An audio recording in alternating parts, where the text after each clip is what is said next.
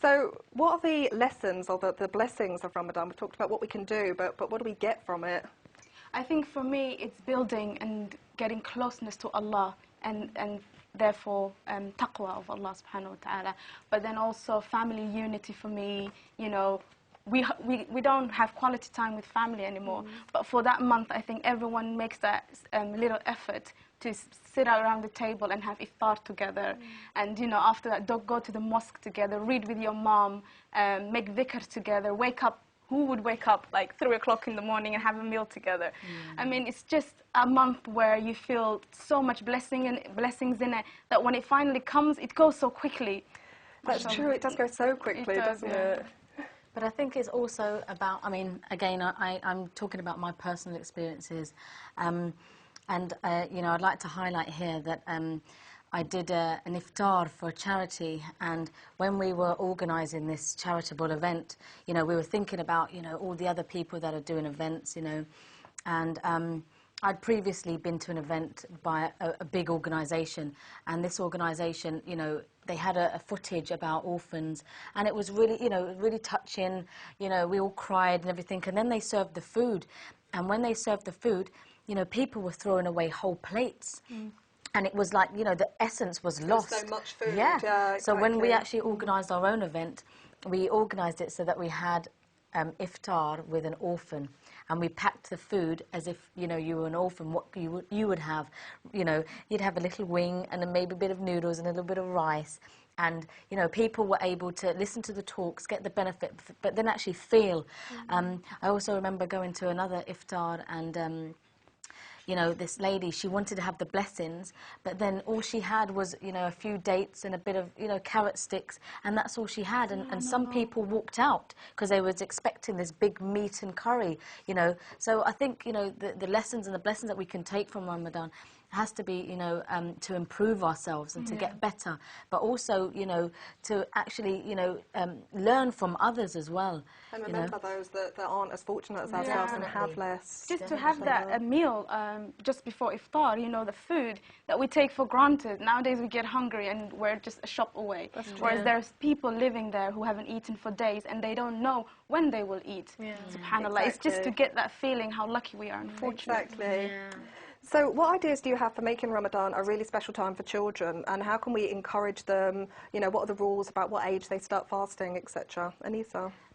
Well, for me, you know, Ramadan is a time where it's a little bit sad because, you know, most of the Ramadans have been just me and my 2 girls, and so I have to really, you know, go over the top to make it special for them so they don't feel left out. But what we do is we do like charity fundraisers in an iftar, and we'll invite somebody down, and, you know, they'll do a talk, and then we'll give the kids tasks to do and let them go away and raise money, you know, and then come back together. And, you know, subhanAllah, it really gives them that sense of feeling that Ramadan is special, it's about good deeds, you know. And then I'll also give them other tasks to go and, you know, clean up for the neighbours and to do things. So, you know, it's not just about the food aspect all the time. It's actually, you know, thinking, you know, of others. I remember back home when I was younger, and then my mum would say, okay, because it's very hot there, as a child fasting there, it's practically impossible if you're a child because you get too thirsty.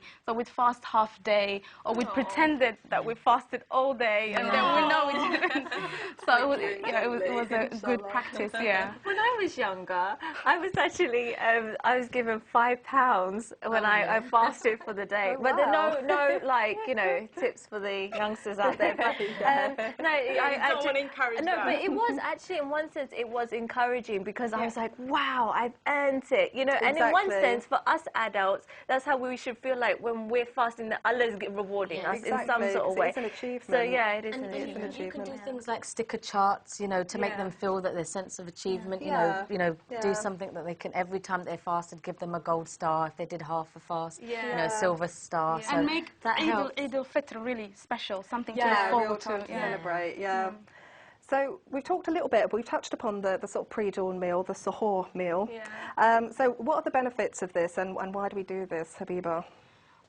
Honestly, I find it really hard to eat. Me too. I'm not a morning person. I don't have breakfast.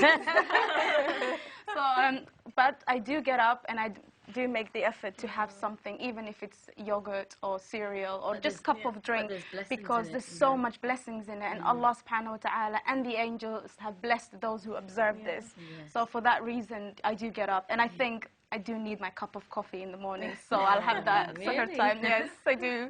Caffeine, yeah, that's a great way of starting your day. No, because for me, like, everything is for the sake of Allah. You know, you eat for the sake of Allah in the morning, you leave your drink and your food for the sake of Allah, and then you eat again for the sake of Allah. And so, you know, eating something just keeps you going, and you know everything for that month is for the sake of Allah. And actually, it becomes easier when you're doing it for the sake of Allah. It's like your mind, you know, you're so concentrating to please Allah, and you can feel that life is just easier. Exactly, exactly. Sorry. Well, that's a really great discussion. Thanks, sisters. Ramadan is a time abundant in blessings and lessons, and I hope we will continue to educate ourselves and to make the most of this time. The Prophet, peace be upon him, said, Allah said, all the deeds of Adam's children, all mankind, they do for themselves, except fasting. Fasting belongs to me, and I will reward for it. Fasting is a shield against the hellfire and against the committing of sins. If one of you happens to be fasting, and he should avoid sexual relations with his wife, and he should avoid quarrelling.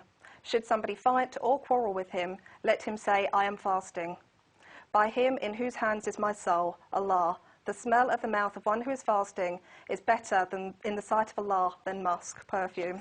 SubhanAllah, I love that hadith. Well, if that wasn't inspiration, then I don't know what is. I think you're overwhelmed. I know, I am. You are, aren't you?